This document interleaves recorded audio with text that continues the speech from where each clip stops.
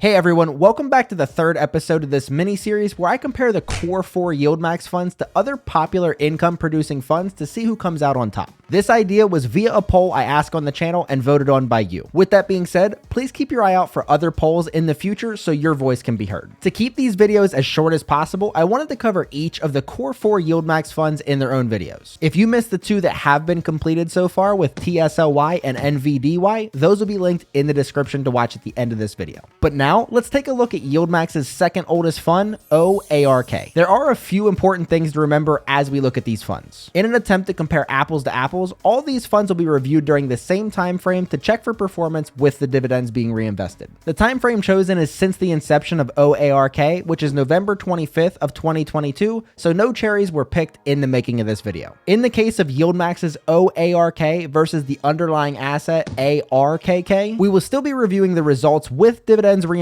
Even though ARKK doesn't pay a dividend, this should favor the dividend paying companies. In this video, OARK and ARKK will be competing against another 23 of the most popular income producing funds to see who reigns supreme. Without further delay, let's get into the numbers. Out of the 25 total funds reviewed, OARK came in at number 23 for the best total returns with dividends reinvested since the fund's inception. OARK, along with all the other YieldMax funds, have high expense ratios of 0.99%, while the average expense ratio of the funds reviewed comes in at a still high 0.53%. Like a lot of funds reviewed for the making of this video, YieldMax's OARK does have a nice monthly payout to show off its class-leading 33.02% yield. At the time of recording, OARK was trading 37.87% off of its 52-week high, while also being down 7.87% since inception, which comes out to an annualized return of negative 9.56%. Now, of course, I'm not just going to end the video like that, so if you're the type of investor that owns OARK or has interest in funds like that, let me tell you about the best income producing funds during the same time frame. Coming in at number 5 on the list, we have QYLD, which pays out monthly and has an expense ratio of 0.6%.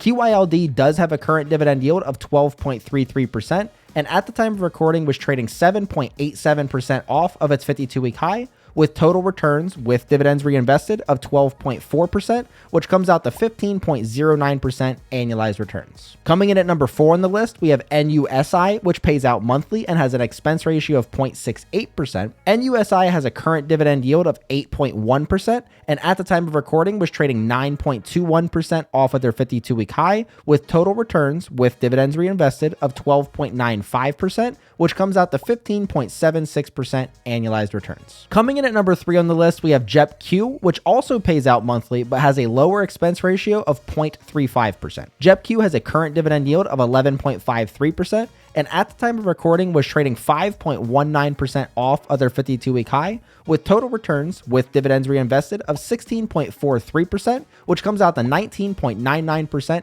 annualized returns. Coming in at number 2 on the list, we have QYLG, which also pays out monthly and has an expense ratio of 0.6%. QYLG has a current dividend yield of 6.29%, and at the time of recording was trading 7.51% off of its 52-week high, with total returns with dividends reinvested of 19.02%, which comes out to 23.14% annualized returns. Which leads us to number 1 and the best performing income fund on this list, which is SVOL. SVOL pays out its impressive 15.71% dividend yield monthly with an expense ratio of 0.66%, while only being down 1.42% off of its 52-week high. Due to the higher yield in combination with capital preservation, SVOL has total returns with dividends reinvested of 21.07%, which comes out to 25.64% annualized returns. The difference between the topic of this video, OARK, and the winner of this video, SVOL, is pretty crazy. While OARK does have a dividend yield of more than double that of SVOL, its expense ratio is also 0.33% higher, and its total returns are 28.93% lower since its inception. That, to me, has to be one of the more obvious cases of highway robbery I've ever seen. Cut his head off! Yeah.